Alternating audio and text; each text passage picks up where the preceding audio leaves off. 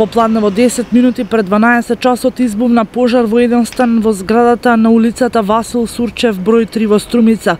Причините за пожарот се уште се непознати, а инспекцијските служби се уште се на терен и вршат увид. Од територијалната противпожарна единица информираат дека пожарот избувнал најпрво во една од собите во станот, но направена е материјална штета во речиси целиот стамбен простор. Брзата реакција од противпожарната единица е спречено ширење на пожарот во останатите станови од оваа стамбена зграда.